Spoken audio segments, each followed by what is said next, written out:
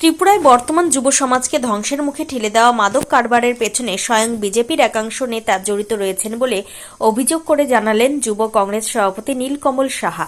কেন্দ্রের বিজেপি নেতৃত্বাধীন নরেন্দ্র মোদী সরকারের 12 বছরের শাসনকালকে ভারতবাসীর চরম সর্বনাশ বলে তীব্র আক্রমণ করলেন ত্রিপুরা প্রদেশ যুব কংগ্রেস সভাপতি নীলকমল সাহা। শুক্রবার সন্ধ্যা রাতে ত্রিপুরা সদর জেলা কংগ্রেস কমিটির উদ্যোগে আগরতলা দুর্গা চৌমুহনী বাজারে এক রাজনৈতিক পথসভা অনুষ্ঠিত হয়। এই সভায় প্রধান বক্তা হিসেবে বক্তব্য রাখতে গিয়ে ত্রিপুরা প্রদেশ যুব কংগ্রেস সভাপতি মোদী সরকারের বিভিন্ন নীতি ও জনবিরোধী সিদ্ধান্তের বিরুদ্ধে তীব্র ক্ষোভ উগরে দেন। পথসভায় যুব কংগ্রেস সভাপতি নীলকমল সাহা অভিযোগ করেন, বিগত এক যুগের বিজেপি শাসনে দেশের অর্থনীতি বিপর্যস্ত, বেকারত্ব চরমে পৌঁছেছে এবং সাধারণ মানুষের জীবনযাত্রা দুর্বিষহ হয়ে উঠেছে। মোদী সরকার সাধারণ ভারতবাসীর স্বার্থ রক্ষা করতে সম্পূর্ণ ব্যর্থ হয়েছে বলে তিনি দাবি করেন। এদিনের সভা থেকে ত্রিপুরার ক্ষমতাসীন বিজেপি সরকারের বিরুদ্ধেও বিস্ফোরক অভিযোগ তোলে যুব কংগ্রেস সভাপতি নীলকমল সাহা। সরাসরি দাবি করেন, ত্রিপুরায় বর্তমান যুব সমাজকে ধ্বংসের মুখে ঠেলে দেওয়া মাদক কারবারের পেছনে স্বয়ং বিজেপির একাংশ নেতা জড়িত রয়েছেন।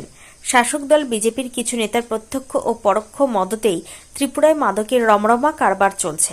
বিজেপি সরকারের এই সর্বনাশা নীতি এবং মাদক কারবারের বিরুদ্ধে আগামী দিনে ত্রিপুরা প্রদেশ যুব কংগ্রেসের আন্দোলন আরও তীব্র হবে, কড়া হুঁশিয়ারি দিয়েছেন নীলকমল সাহা। ত্রিপুরা থেকে বিক্রম কর্মকারের report, crime press Bengal news. মুখ এড়িয়ে গিয়ে গাড়ির ভেতরে ঢুকে মুচকি মুচকি হাসি দেয়। 22,000 ছাত্রছাত্রী সরাসরি ভাবে ক্ষতিগ্রস্ত হয়েছে এই নিট পরীক্ষার প্রশ্ন ফাঁসে, কিন্তু কোন রকম দায়ভার এই সরকার নিতে যাচ্ছে না। আমরা ত্রিপুরা প্রদেশ যুব কংগ্রেসের পক্ষ থেকে এবং সর্বভারতীয় যুব কংগ্রেসের পক্ষ থেকে দাবি রেখেছি যে অতি সত্বর যেন এই শিক্ষামন্ত্রী পদত্যাগ করে। কিন্তু আমরা কি দেখেছি? পদত্যাগ তো দূরের কথা, তারা কমিশন ব্যবসায় লিপ্ত। আজকে এই রামনগরে দেবতির লোক কার্যকর্তারা, আজকে যারা পুরনো বিজেপি করত, তারা আজকে আমাদের সঙ্গে যোগাযোগ করছে। তারা বলছে যে এই রামনগর সবসময় কংগ্রেসের ঘাঁটি ছিল, এই রামনগর সবসময় আজীবন কংগ্রেস করে গেছে। তারা ভুল করেছে এই ভারতীয় জনতা পার্টিতে যোগ দিয়ে, কারণ আজকে যারা এই ভারতীয় জনতা পার্টিকে এই রামনগরে প্রতিষ্ঠিত করেছে তাদেরকে আজকে বাড়ি থেকে বেরোতে দেওয়া হয়নি। ধুলিস্যাৎ করে তোলার নীল নকশা তারা আছে। প্রিয় বন্ধুগণ, আমাদের এক হতে হবে, আমাদের একসঙ্গে প্রতিবাদে নামতে হবে। কারণ আমাদের প্রতিবাদ এই জন্য করা দরকার, কারণ এই রাজ্যের যে সরকার চলছে সেই সরকার যুব বিরোধী, সে সরকার মহিলা বিরোধী, সে সরকার উন্নয়ন বিরোধী। আমরা দেখেছি যে এই 18 নম্বর ওয়ার্ড, এই দুর্গা চৌমুহনী বাজার, আমি রামনগর বিধানসভার ছেলে, আমি কখনো আমার জন্মের পরে দেখিনি যে বৃষ্টি হলে অন্তত এই দুর্গা চৌমুহনী বাজারে জল ভরে যায়। কিন্তু যেদিন থেকে স্মার্ট সিটির প্রকল্পতে নানান রকম ড্রেন সংস্কার শুরু করা হয়েছে, আমরা কি দেখেছি? বিগত 2 বছর ধরে আধা ঘন্টা বৃষ্টি হলে এই দুর্গা চৌমুহনী বাজার জলমগ্ন হয়ে যায়। কেন?